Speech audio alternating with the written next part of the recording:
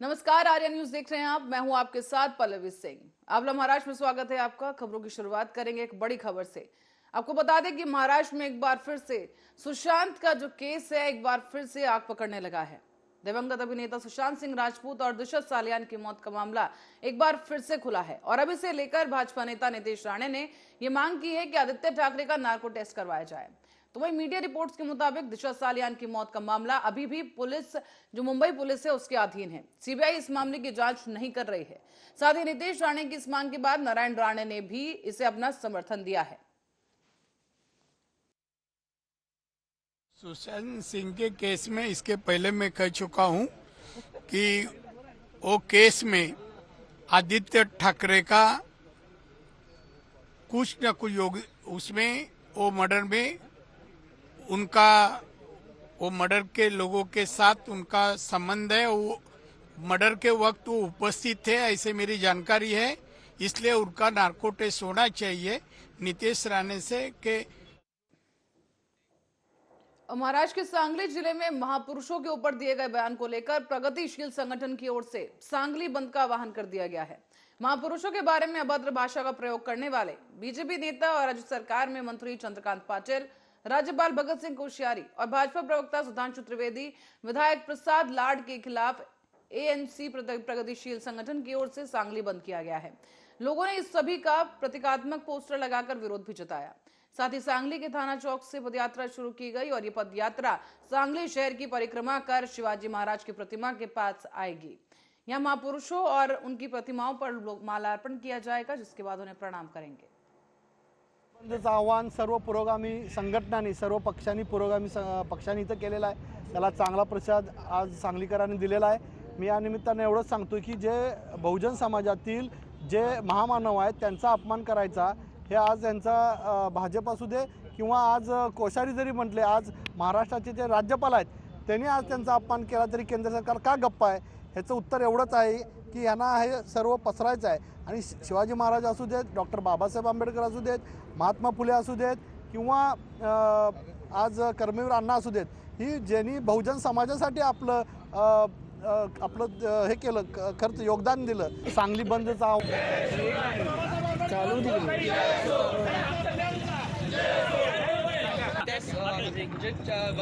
आणि विशेषतः महाराष्ट्रामध्ये जी काही संतांची परंपरा आहे, जी विचारवंतांची परंपरा आहे आणि जो महाराष्ट्राचा आणि या देशाचा इतिहास आहे, जो क्रांतिकारकांचा इतिहास आहे, समाज बदल करणाऱ्या महामानवांचा इतिहास आहे, तो इतिहास पुसून अगदी छत्रपती शिवाजी महाराजांच्या पासून महात्मा फुल्यांचा आणि त्याचबरोबर डॉक्टर बाबासाहेब आंबेडकर, डॉक्टर कर्मवीर भाऊराव पाटील या महामानवांनी खेड्यापाड्यात, वाड्यात, वस्त्यात बहुजन समाज। महाराष्ट्र में कोरोना के नए वेरिएंट को लेकर सावधानी बरतने का आदेश पत्र जारी कर दिया गया है। दरअसल आपको बता दें कि केंद्रीय स्वास्थ्य मंत्रालय ने सभी राज्यों को सावधानी बरतने को लेकर पत्र भेजा है और महाराष्ट्र के जो स्वास्थ्य मंत्रालय है उन्हें भी ये पत्र मिल चुका है। बताया जा रहा है कि महाराष्ट्र में कोरोना टास्क फोर्स के नीचे जो चीफ कोऑर्डिनेटर हैं उनकी तरफ से बयान सामने आया है। कोऑर्डिनेटर गौतम भंसाली, उनका बयान सामने आया है कि महाराष्ट्र के सभी सरकारी और गैर सरकारी अस्पतालों को अलर्ट कर दिया गया है।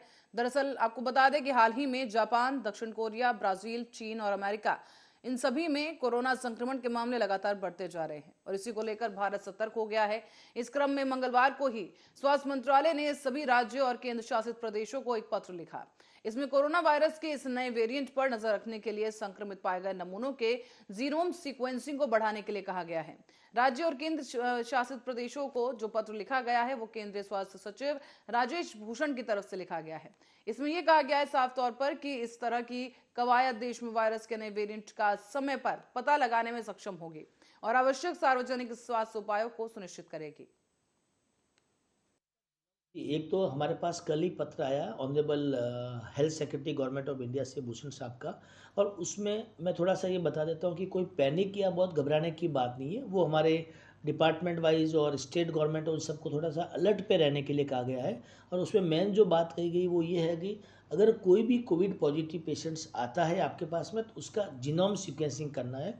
जीनोम सीक्वेंसिंग इसलिए करना है ताकि हमें पता रहे कि और कोई वेरिएंट तो नहीं आ रहा है, और अगर कोई वेरिएंट आ रहा है तो उसके सिम्टम्स क्या क्या पेशेंट में, या वो घातक है नहीं है, वो थोड़ा पता करने के लिए, जीनोम सीक्वेंसिंग पता करने के लिए वो आया गया है, बिकॉज ऑफ नंबर। और राज्य सरकार के आदेश के बाद अब कोरोना काल में बीएमसी के द्वारा की गई खरीदारी की ऑडिट की जाएगी। ये सवाल उठाया गया है कि मुंबई नगर पालिका आयुक्त ऑडिट से आखिर डरते क्यों हैं। तत्कालीन महापौर कोश्यारी पेडनेकर संजय राउत के मित्र सुधीर पाटकर ने फर्जी कंपनियां खड़ी कर कई ठेके हासिल किए थे और बताया जा रहा है कि इसी के डर से सारे घोटाले उजागर हो जाएंगे, इसीलिए नगर आयुक्त ऑडिट कराने से मना कर रहे हैं। अब उद्धव ठाकरे की सरकार के पास आईएनएस विक्रांत को लेकर संजय राउत को करीब 57 दस्तावेज जमा करने के लिए 120 दिन दिए गए थे, लेकिन ये सरकार विक्रांत घोटाले को लेकर 120 पत्र भी जमा नहीं करा सकी है। ये जीती पण भेट घेतली, मुंबई महापालिका आयुक्तांना भीती कसली वाटते. मी मुख्यमंत्री आणि उपमुख्यमंत्र्यांची पण चर्चा केली आहे. ऑडिट करावंच लागणार आणि ऑडिट होणारच. महापालिकेचे 2 प्यून त्यांना महापालिकेने हाकलून दिलं, नोकरीतून सस्पेंड केलं, कारण की त्यांनी परिवाराच्या नावाने कंपन्या काढल्या आणि कोविडमध्ये कमाई केली. मुंबई महापालिकेचे त्यावेळेचा महापौर किशोरी पेडनेकर त्यांनी स्वतः कीच कॉर्पोरेट कंपनी बनवली, तिला कॉन्ट्रॅक्ट दिला. मुंबई महापालिकेचा एल बोर्ड अधिकारी त्यांनी वडिलांच्या नावाने बोगस कंपनी काढली. संजय राऊतचे पार्टनर पारिवारिक मित्र सुजित पाटकर यांनी बोगस कंपनी काढली. 100 कोटीचे कॉन्ट्रॅक्ट मिळालाय. महापालिका आयुक्तांनी आम्हाला कायदा शिकवू नये. कोणताही कायद्यात ऑडिट मधून मुक्ती मिळत नाही. ऑडिट होणार म्हणजे होणार. सीएजीची पण भेट घेतली. और अब रुक करेंगे बुल्ढाना की ओर, जहां जिले से खबर है कि बाल कल्याण समिति ने गत 11 महीनों में 25 बाल विवाह को रुकवा दिया है और रुकवाने में सफलता प्राप्त की। दरअसल राज्य में बाल विवाह प्रतिबंधित नियम होने के बावजूद बड़े पैमाने पर बाल विवाह किया जा रहा था और ऐसे में बाल विवाह रोकने के लिए राज्य सरकार की ओर से जागरूकता अभियान चलाया गया। इस बीच बुल्ढाना जिले में करीब 1 जनवरी साल 2022 से लेकर 30 नवंबर 2022 के दौरान 25 बाल विवाह रोकने में बाल कल्याण समिति सफल रही है। नमस्कार, मी ॲडव्होकेट अनुराधा उमेश वावगे, बाल कल्याण समिती सदस्य बुलढाणा। आमच्या बाल कल्याण समितीमध्ये या वर्षी जानेवारी ते नोव्हेंबर 2022 पर्यंत अंदाजे 20 ते 25 बालविवाहाचे प्रकरण नोंदवण्यात आलेली असून इतरही प्रकरणं असू शकतात जी बाल कल्याण समितीपर्यंत आलेली नाहीत। तर बाल कल्याण समिती सदस्य या नात्याने मी सर्वसामान्य जनतेला आवाहन करते की जर कुठेही बालविवाह होत असेल तर त्यांनी बालविवाह प्रतिबंध अधिकारी हे गाव पातळीवरती ग्रामसेवक असतात आणि शहर पातळीवरती बीडीओ असतात, त्यांना तसं माहिती पुरवण्यात यावी आणि त्यांनी त्याबद्दल कॉग्निझन्स घेऊन पोलीस स्टेशनमध्ये तक्रार नोंदवण्यात यावी आणि जर कुणाला स्वतःचं नाव डिस्क्लोज होऊ नये असं जर वाटत असेल तर त्यांनी 1098 या क्रमांकावरती फोन करून बालविवाहाची माहिती देण्या। और सड़क पर शौच करने से मना किया तो एक सब्जी वाले ने पुलिस वाले पर ही वार कर दिया। ये मामला सामने आया मुंबई के कांदिवली इलाके से, जहां देर रात को सड़क पर राम गोंडे नाम का ये शख्स शौच कर रहा था, लेकिन इसी बीच वहां पुलिस कांस्टेबल ने शौच करने से मना किया और उसके खिलाफ कार्रवाई करने की बात कही, लेकिन इस बात पर इस आरोपी ने पुलिसकर्मी पर ही हमला कर दिया है। बताया जा रहा है कि पहले बहस हुई दोनों के बीच और देखते ही देखते राम गोंडे ने उदय कदम नाम के पुलिसकर्मी पर चाकू से वार कर दिया। इस हमले में उदय कदम के दोनों हाथों पर चोट आई है, साथ ही उदय कदम फिलहाल खतरे से बाहर है। इस घटना की जानकारी मिलते ही कांदिवली पुलिस स्टेशन के कर्मचारी घटनास्थल पर पहुंचे और अभियुक्त राम गोंडे को गिरफ्तार कर लिया गया है।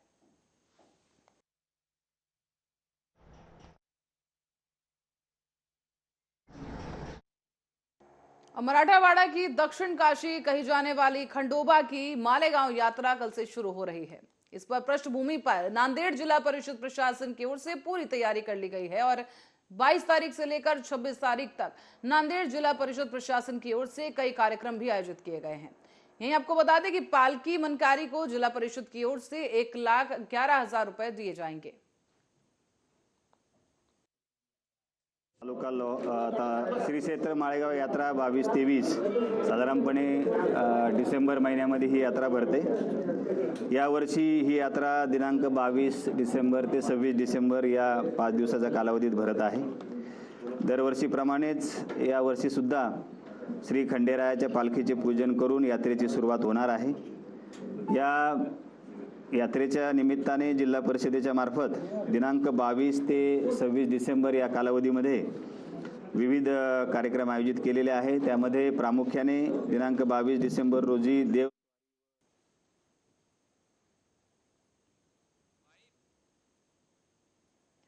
तो वहीं हाल ही में चर्चित हुए श्रद्धा मर्डर केस के आरोपी आफ्ताब पूनावाला ने अपनी जमानत याचिका को साकेत कोर्ट से वापस ले लिया है। आफ्ताब के वकील ने यह जानकारी दी कि आफ्ताब के वकील ने कहा कि दरअसल सोमवार को 50 मिनट तक आफ्ताब से बात हुई, उसके बाद तय हुआ कि जमानत को वापस ले लेंगे। आफ्ताब ने वकील ने कोर्ट को बताया है कि ये याचिका गलतफहमी के चलते दायर की गई थी और आगे से मिसकम्युनिकेशन नहीं होगा। कोर्ट आरोपी आफ्ताब ने जमानत अर्जी वापस ली, जबकि दिल्ली पुलिस की अर्जी पर सुनवाई शुक्रवार को की जाएगी। बता दें आपको कि इस वीडियो कॉन्फ्रेंसिंग के जरिए अदालत में उसे पेश किया जाएगा और आरोपी आफ्ताब पूनावाला से बातचीत के बाद उसके वकील ने जमानत याचिका वापस लेने की इच्छा जताई है। कोर्ट ने हालांकि आफ्ताब के वकील से कहा कि आप उसे बताएं कि वकालतनामा पर दस्तखत करने का मतलब ये हुआ कि वो अपने मुकदमे और दलीलों की जिम्मेदारी और अधिकार आपको दे रहे हैं, आपको ऑथोराइज कर रहे हैं। और आफ्ताब ने इसके बाद वकील MS खान को थोड़ा रुकने को कहा। उसके बाद उसने कहा कि उसे सोचने विचारने के लिए कुछ समय चाहिए, तब तक अर्जी वापस ले ली जाए। इसके बाद साकेत कोर्ट ने दी इस खारिज मानते हुए वापस लेने की इजाजत दे दी है।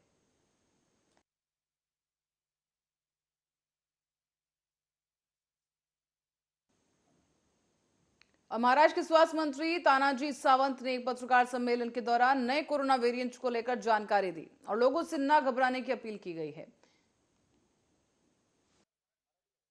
As per the directives given by the central government of India, उन्होंने बता दिया है कि ऐसा ऐसा वेरिएंट चल रहा है, अब चाइना में उद्रेक हुआ है, जो भी कुछ तो यहाँ या बाबतीमध्ये मी माझ्या डिपार्टमेंटला अगदी रूट लेवल पासून PAC सेंटर पासून जिल्हा आरोग्य केंद्र, आपले तालुका प्लेस असतील, जिल्हा केंद्र असतील, मेगा सिटी असतील, मेट्रो सिटी असतील, महानगरपालिकेतले हेल्थ डिपार्टमेंट असेल, ह्या सगळ्यांना तीच गोष्ट परत रिपीट केली की टेस्टिंग, ट्रॅकिंग, ट्रीटमेंट आणि व्हॅक्सिनेशन ह्या 4 स्टेज आहेत टू कंट्रोल द कोरोना। आणि याच्यामध्ये मग आपले व्हॅक्सिनेशनची स्टेज काय, आपल्या डोस 1 किती झाला, डोस 2 किती झाला, आपलं तरी 95% पुढे आपल्या डोसेस पूर्ण झालेले आहेत, इम्युनिटी पॉवर आपले चांगले वाढलेले आहे। आणि म्हणून महाराष्ट्रातल्या जनतेला आपल्या माध्यमातून मी सांगू इच्छितो की अशा पद्धतीच्या काही न्यूज आल्या वगैरे तर आपल्याला घाबरून जायचं अजिबात कारण नाहीये की प्रशासन, शासन। अब खबर महाराष्ट्र के अहमदनगर से है, जहां पर प्रवर नगर में लूट की घटना को अंजाम देते वक्त रंगे हाथों 2 लुटेरे पकड़े गए हैं। बताया जा रहा है कि जिले के रहाता तालुका में प्रवर नगर में डॉक्टर योगेश थोराट के घर में 2 लुटेरे ताला तोड़कर घुसे और लुटेरों ने रुपए से भरा पर्स लेकर वहां से भागने का प्रयास किया। हालांकि लोनी थाने के सहायक पुलिस निरीक्षक साधन पाटिल और पुलिस उप निरीक्षक योगेश सिंधे मौके पर मौजूद रहे और वो पहुंचे जैसे ही तो पुलिसकर्मियों ने दोनों लुटेरों को पकड़ लिया। बताया जा रहा है कि अब आगे की जांच के लिए उन्हें थाने ले जाया गया है और आगे की कार्रवाई जारी है। कारखान्याचे क्वार्टर्समध्ये राहणारे डॉक्टर योगेश थोरात यांच्या क्वार्टर्समध्ये सुमारे 1 ते 1.5 वाजेच्या दरम्यान दरवाजा तोडण्याचा आवाज झाल्यानंतर त्यांनी पोलीस स्टेशनला आणि कारखान्याच्या सिक्युरिटीला फोन केल्यानंतर कारखान्याची सिक्युरिटी नंदकुमार डेंगळे साहेब तसेच आम्ही स्वतः PSI योगेश शिंदे साहेब, रात्रगस्ताला असलेले police naik Tamnar, police naik Narre, head constable Pawar, head constable Kusalkar, police naik Kusalkar, PSI Phatangare आणि इतर। और अब आपको बता दें कि सिडको ने नई मुंबई के बेलापुर से पेंढेलकर तक 11 किलोमीटर लंबे मेट्रो ट्रेन परियोजना की शुरुआत साल 2011 में की और वहीं साल 2018 तक इस परियोजना के शुरू होने का अनुमान था, लेकिन कई रुकावटों के कारण परियोजना में देरी हो गई है और अब मेट्रो बनकर तैयार हो गया है और सिडको ने भी इसे पूरी तरीके से फिट घोषित कर दिया। तो वहीं इसके उद्घाटन के लिए सही मुहूर्त नहीं मिल रहा है। अब बताया जा रहा है कि जब मुख्यमंत्री एकनाथ शिंदे इसका उद्घाटन कर सके, उसके लिए मुहूर्त तलाशने की कवायद जारी है। नवी मुंबईची संपूर्ण जनता मेट्रो तयार होण्यासाठी वाट पाहत होती। आता मेट्रोचं ट्रॅक तयार झाला, स्टेशन तयार झाली आणि आता ती सुरू व्हावी म्हणून नवी मुंबईची जनता वाट पाहते। परंतु विद्यमान मुख्यमंत्री यांना ह्या मेट्रोचं उद्घाटन त्यांच्याच हस्ते व्हावं हा त्यांचा आग्रह आहे आणि ते आग्रह असताना त्या उद्घाटनाला त्यांना वेळ मिळत नाही। लोकांनी किती वाट पाहावी। उद्या जर असं कोणी जाऊन उद्घाटन केलं तर मग त्याच्यावरती कायदेशीर कारवाई होईल।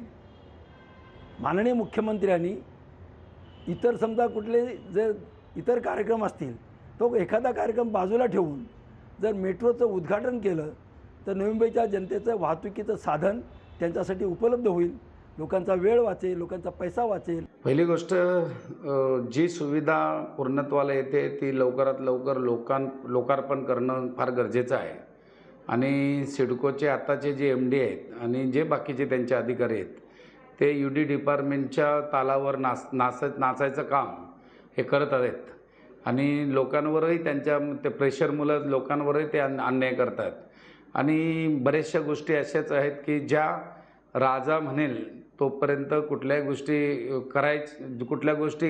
करायला सांगतील तेवढंच करायचं, बाकीच्यावर अन्याय झाला तरी चालेल अशी भूमिका MD आणि त्यांचे सर्व सहकारी करतायत।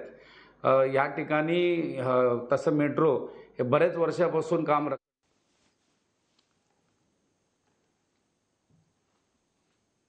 अनोखी ड्रेसेस और बेबाक अंदाज को लेकर अक्सर ही सुर्खियां बटोरने वाली टीवी एक्ट्रेस और सोशल मीडिया सनसनी उर्फी जावेद इन दिनों लगातार सुर्खियों में बनी हुई हैं। उर्फी और उनके कपड़ों को लेकर आए दिन लोग सोशल मीडिया पर अपना गुस्सा निकालते ही रहते हैं, लेकिन अब लोग इस अभिनेत्री को फोन पर धमकियां देने लगे हैं। बताया जा रहा है कि उर्फी जावेद बीते दिनों एक व्यक्ति ने उस पर रेप और जान से मारने की धमकी दी। इसके बाद एक्ट्रेस ने पूरे मामले की शिकायत पुलिस से की है और वहीं पुलिस ने उर्फी को धमकी देने वाले व्यक्ति को अब गिरफ्तार कर लिया है। जो एक एक्ट्रेस है उन्होंने एक मुंबई पुलिस के ट्विटर हैंडल पे कंप्लेंट दर्ज की थी कि उनको एक उनके पहचान का नवीन रंजन गिरी नाम का इसम उनको व्हाट्सएप चैट और ट्विटर से धमकी दे रहा है। उसके ट्विटर हैंडल से हम लोग उसका दखल लेते हुए हम लोगों ने इसको मोटा FIR दाखिल किया।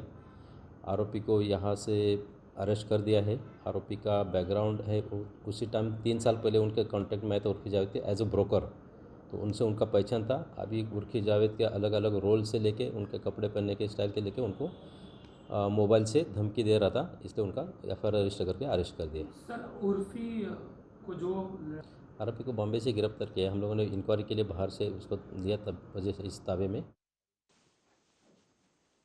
और नवी मुंबई की ओर रुख करेंगे, जहां पनवेल स्टेशन के पास पंचशील नगर की रहने वाली माही संदेश वाघमरे अपने घर के पास खेल रही थी, लेकिन उसी वक्त रेलवे का काम चल रहा था। बताया जा रहा है कि उसमें पानी भर जाने के कारण एक गड्ढा खोदा गया। रेलवे के द्वारा दिए गए ठेकेदार यहां कोई सुरक्षा नहीं लगाए जाने के कारण 3 साल की इस बच्ची की जान चली गई है।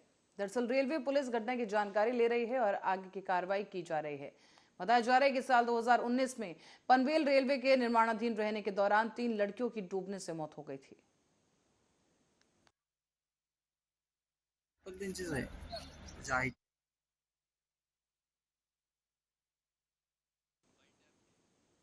और इस खबर के साथ ही महाराष्ट्र बुलेटिन में फिलहाल के लिए इतना ही। बने रहे हमारे साथ, देखते रहे आर्या न्यूज।